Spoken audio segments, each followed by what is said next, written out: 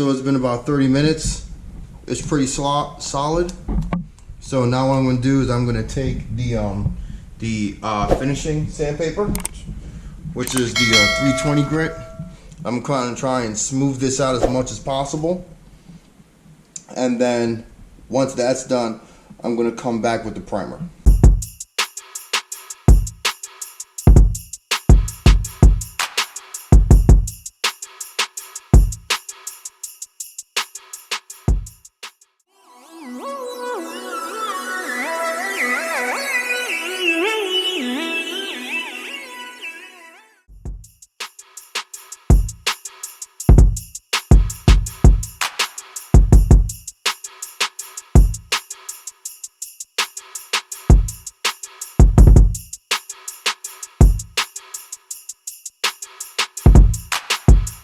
Alright guys, so you saw I just took some of the high spots down.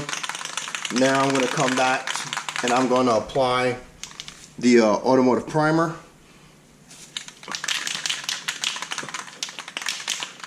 I'm just going to go a couple of, like a top coat, probably get about 5-10 minutes so it dries.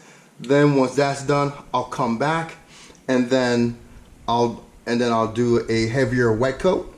And then once that's done, I'll come back with 2 coats of gray and then about 2 to 3 coats of clear.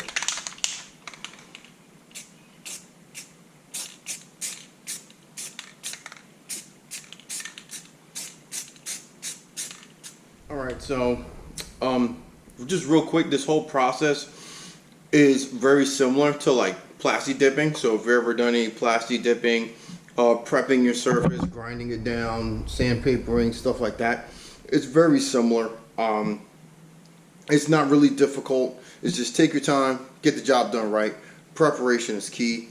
So I'm going to get back to this. Just want to make that a quick little side note.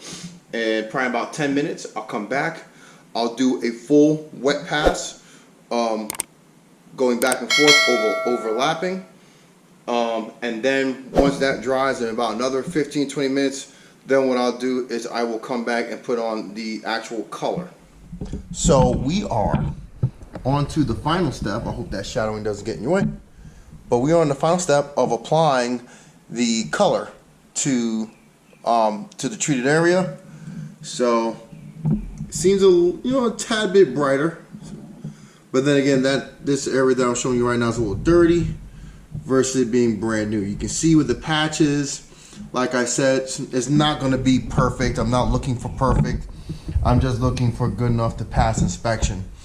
I did get started on the other side, and that is a hot mess.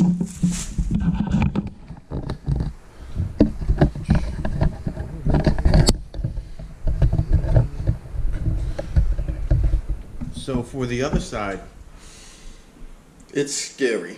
There's probably, I want to say, like 5 to 10 inches of messed up body paneling. I'm going to try and show you what I did so far, because now I'm at the point where I'm going to sand it down. So you can see where the mesh is and how far I had to go and how much cancer was on there. When I tell you it's bad, it's bad. So right here where the screening is, where that heavy putting is, that was just a hole. So I really had to be extremely patient and be very careful with how I placed the screen mesh, and I kind of had to kind of fold it inside of the opening and then work it on top of the existing kick panel, because there was really no place to put it. I tried to clean up as much as I could without destroying any more material, because it's super fragile, super thin. But I'm going to start sanding this part down right now off camera, and then I'll bring you back to take a quick look to see what I've made of it. Alright, so here we go. I've sanded it smooth, got some of the edges and whatnot off. If you hear any additional weird noises, the clan is outside behind me. So, but I've smoothed it down. the Bondo as much as I could without breaking through that hole again. And what I'm going to do now is I'm going to go through, I'm going to add the primer on, and then we're going to give that time to dry, and then we're going to come on with the actual paint color. So let's take a quick look on the other side and see what we're dealing with.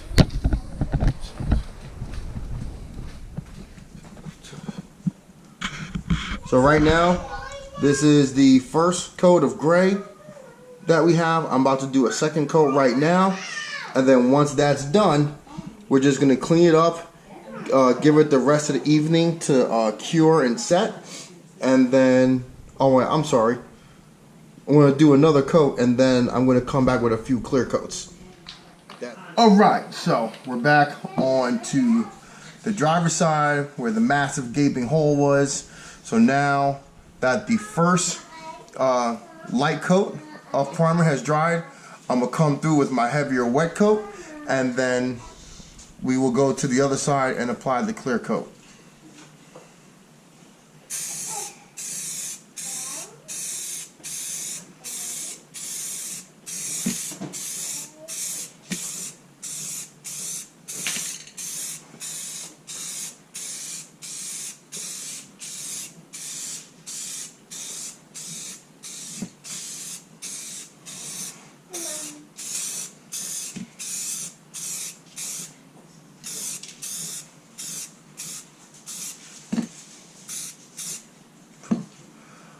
Alright, so not too shabby, a thicker, whoops, wrong camera.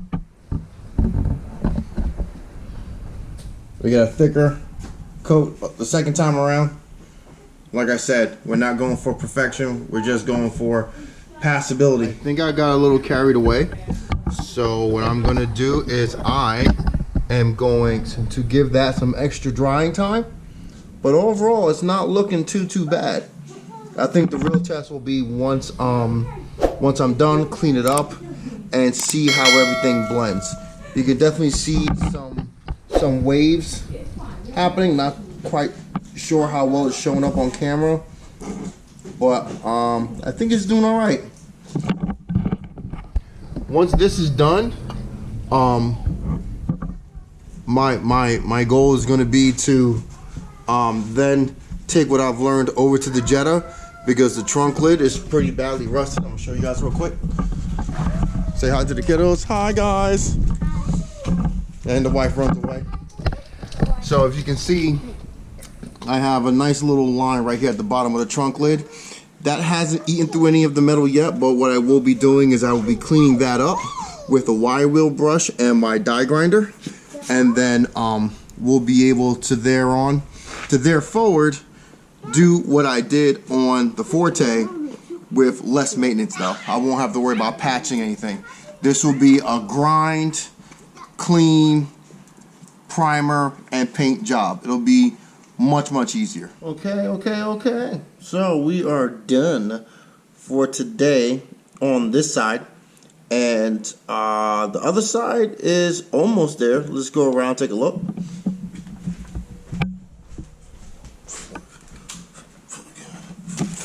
So I wind up adding another layer right here. Okay, up here is the edge of the tape. So like I said, it's not the prettiest thing. You know what I mean? My first time doing it, I'm sure the more opportunities I get to do it, it'll get better. But instead of a massive hole, you know, now it's just a massive pile of bleh. So yeah, hit me up, give me some tips, give me some pointers. What could I have done better? Maybe even if you guys have tried it for the first time recently, did you see or figure out something that I missed? So I'm gonna leave that one off here, and as always, Wrench Daily.